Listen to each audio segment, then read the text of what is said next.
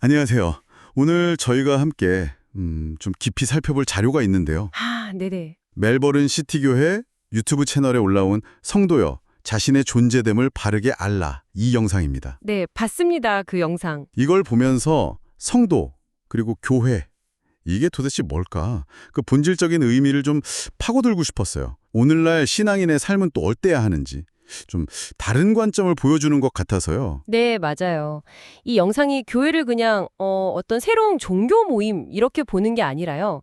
창조 때부터 쭉 이어져 온 하나님의 큰 그림 있잖아요. 그 계획의 연속선상에서 보더라고요. 아, 하나님의 나라 뭐 이런 개념이랑 연결해서요? 그렇죠. 결국 하나님의 진짜 뜻을 알고 그분이 창조주이심을 믿고 그리고 그분의 법도 그러니까 그 삶의 방식을 따르려는 사람들이 모인 공동체다. 뭐 이런 거죠. 그렇군요. 단순히 개인적인 복이나 뭐 위안 얻는 그런 장소, 그 이상이라는 거네요. 네, 핵심은 그거예요. 세상 속에서 그 뜻을 실제로 살아내는 공동체, 이걸 강조하더라고요. 자, 그럼 이 영상에서 말하는 교회의 본질부터 한번 제대로 파헤쳐 볼까요? 교회가 뭐 어떤 실패한 것에 대한 이런 게 아니라고 딱 잘라 말하던데요. 정확해요. 그게 중요한 포인트인데 이게 뭐 새로운 플랜 B가 아니라 처음부터 있었던 하나님의 계획, 그분의 꿈이 쭉 이어져 온 결과물이다. 이런 관점인 거죠. 그리고 그 중심에는 당연히 그리스도가 계시고 성령님이 말씀을 통해서 사람들을 하나로 묶어주신다. 뭐 이런 개념이고요. 아, 성령님이 말씀을 통해서 하나로. 네. 그래서 여기서 말하는 하나님의 법도라는 게 그냥 뭐 규칙 목록 이런 게 아니라 관계 안에서, 공동체 안에서 자연스럽게 드러나는 삶의 방식 그 자체를 의미한다고 봐야 해요. 삶의 방식으로서의 법도라. 네, 그 기준이 통용되는 공동체. 그게 바로 이 영상이 그리는 교회의 모습입니다. 그렇군요. 그럼 그런 공동체의 일원인 성도는 어떤 존재로 이야기되고 있나요? 흔히 생각하는 것처럼 뭐 세상에서 성공하려고 신앙을 이용한다거나 그런 모습은 확실히 아니라고 했죠. 네네, 완전 반대죠. 오히려 세상 속에서 빛과 소금 역할을 해야 한다. 이렇게 말하잖아요. 빛과 소금, 많이 듣는 비유인데 이 영상에서는 좀 더 구체적으로 설명하나요? 네, 이게 그냥 막연히 착하게 살자. 이런 구호가 아니라는 점이 중요해요. 어둠을 밝히고 부패를 막는, 그러니까 세상의 기본적인 작동 방식 자체에 좋은 영향을 주는 존재. 그런 의미더라고요. 아, 단순히 착한 사람들이가 아니라 시스템에 영향을 주는 거군요. 그렇죠. 향기나 누룩 비유도 나오는데 눈에 확 띄지 않아도 결국 세상을 근본적으로 변화시키는 힘, 그걸 가진 존재가 성도라는 거예요. 와, 누룩비유. 그건 진짜 흥미롭네요.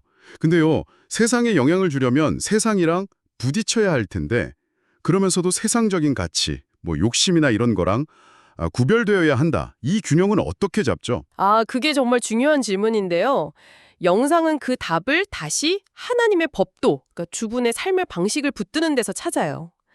세상은 끊임없이 자기 욕망 채우고 더 강한 자극 찾고 그렇잖아요. 그렇죠. 점점 더. 심지어는 종교적인 영역 안에서도 무슨 영적인 쾌감이나 신비한 체험 자체에 중독될 수 있다 이렇게 경고하거든요. 아, 종교적인 행위 자체에 대한 중독 경고라. 이건 진짜 좀 생각해봐야 할 문제네요. 네. 그러니까 자기 만족에 빠지지 않고 계속 하나님의 기준, 그분의 방식을 따르려고 할 때 바로 그때 세상에 물들지 않으면서도 세상을 변화시키는 그런 누룩 같은 역할을 할 수 있다는 논리죠. 결국 기준이 정말 중요하다는 거군요.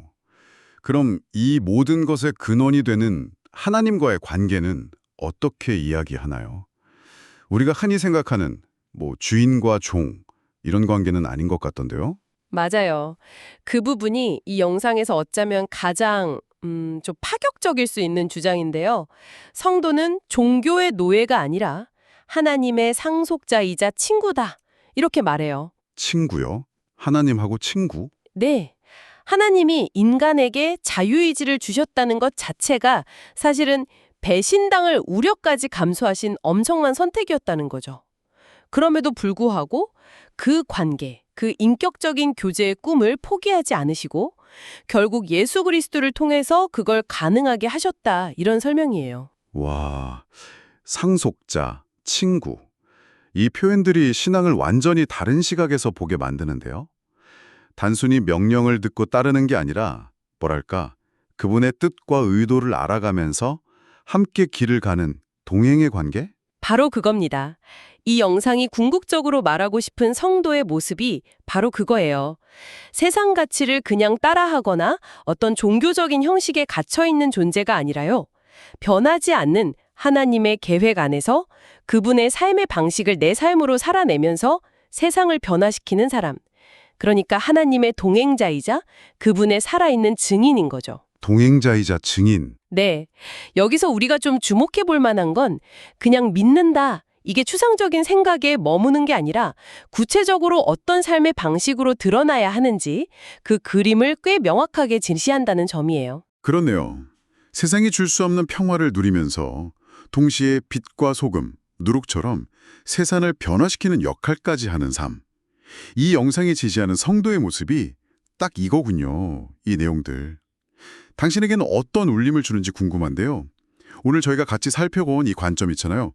하나님의 인격적인 친구이자 동행자로서 세상 속에서 그분의 뜻을 살아내는 성도.